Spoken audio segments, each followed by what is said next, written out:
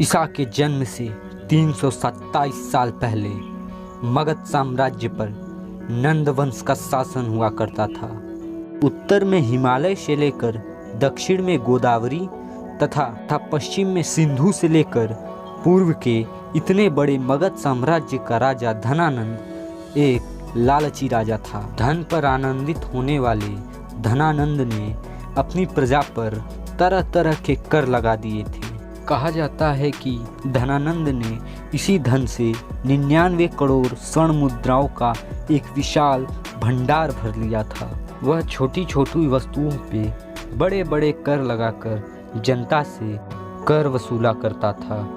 इसके परिणाम स्वरूप सारे प्रजा नंद वंश के खिलाफ खड़ी हो गई और उन्होंने नंद वंश का विद्रोह करना शुरू कर दिया।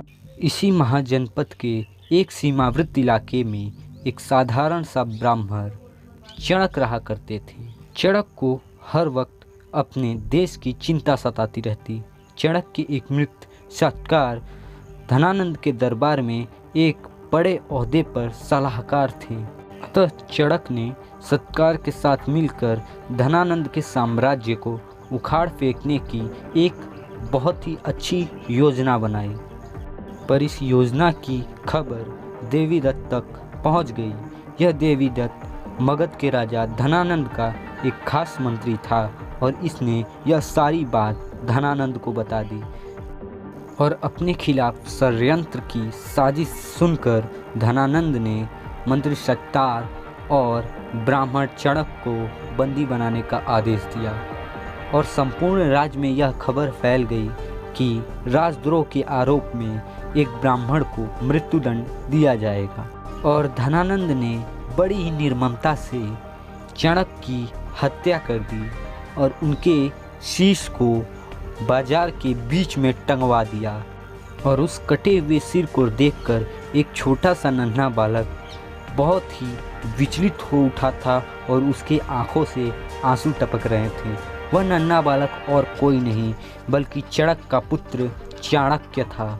वह उस समय बहुत छोटा था और अपने बालपन से ही उसने धनानंद के साम्राज्य को उखाड़ फेंकने की एक मुहिम शुरू कर दी थी और उसने यह संकल्प लिया कि धनानंद के पूर्ण साम्राज्य को वह विध्वंस कर देगा।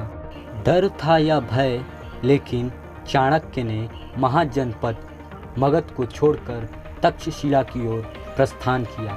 इसी तक्षशिला में चाणक्य ने अपने ज्ञान के झंडे बुलंद किए और इसी ज्ञान के दम पर वह यहाँ के महाआचार्य बन चुके थे और उनके ज्ञान की ख्याति नगर नगर में फैलने लगी।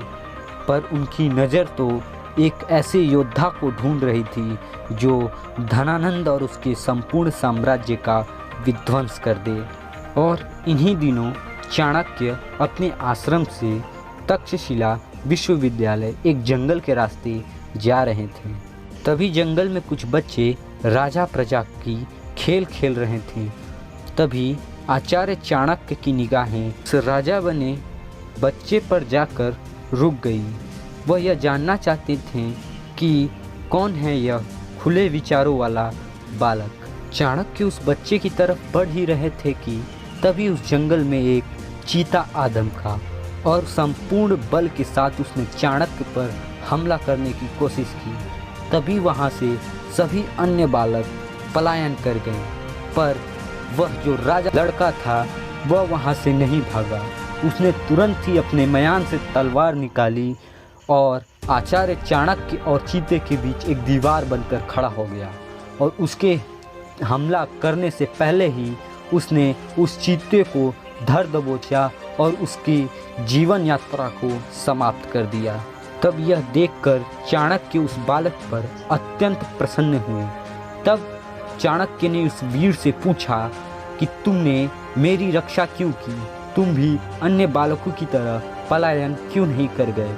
तब उस बालक ने यह जवाब दिया कि मैं उस खेल में राजा बना हुआ था और राजा का कर्तव्य होता है अपनी प्रजा की सुरक्षा करना, इसलिए मैं उस चीते से अकेले ही भिड़ गया और आगे चल के तो मुझे धनानंद से अकेले ही भिड़ना है। तब यह बात सुनकर चाणक्य को बड़ा ही आश्चर्य हुआ। चाणक्य ने उस बालक से पूछा कि तुम धनानंद से क्यों भिड़ना चाहते हो। तब उस वीर ने जवाब दिया कि धनानंद ने मेरी माता को बहुत ही अपमानित कर महल से बाहर निकाल दिया था। उसी अपमान का प्रतिशोध लेने के लिए मैं धनानंद से युद्ध करना चाहता हूँ। तब यह बात सुनकर चाणक्य बहुत ही प्रसन्न हुए और उन्होंने उस बालक से कहा कि तुम मुझे अपना गुरु स्वीकार करो और मुझे भी धनानंद से अपने पिता की मृत्यु का प्रतिशोध लेना है और हम दोनों मिलकर धनानंद के संपूर्ण साम्राज्य की नींव हिला डालेंगे। तब उस वीर ने अपने आप को उनका शिष्य घोषित करते हुए अपने गुरु को प्रणाम किया। तब चाणक्य ने उस वीर से उसका नाम पूछा। उस वीर ने अपना नाम चंद्रगुप्त मौर्य बताया। लेकिन धनानंद को पराजित करना बहुत ही सरल काम नहीं था। धनानंद क्रूर जरूर था, पर वह एक सक्षम योद्धा था। उसने सिकंदर जैसे महान योद्धा को अपनी सीमा से वापस लौट जाने पर विवश कर दिया था।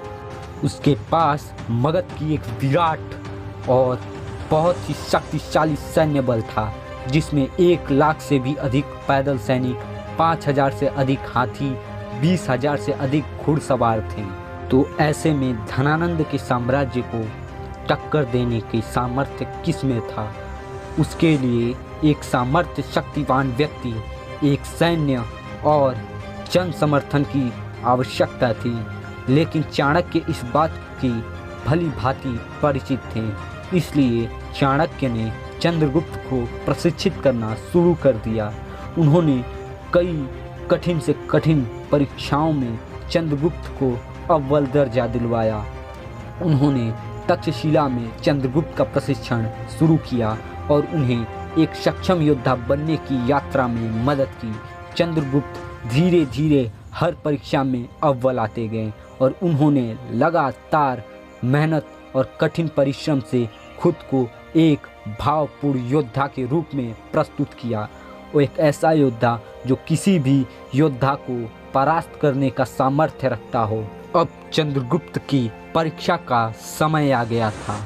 तब चाणक्य ने चंद्रगुप्त से कहा, जाओ उसी जंगल में जाओ जहाँ से तुम आए थे और उस जंगल में रहने वाले जनजातियों को इकट्ठा करो और इस बात की खबर किसी को ना पड़े और एक सैन्य बल का निर्माण करो जिससे कि तुम धनानंद को परास्त कर सको।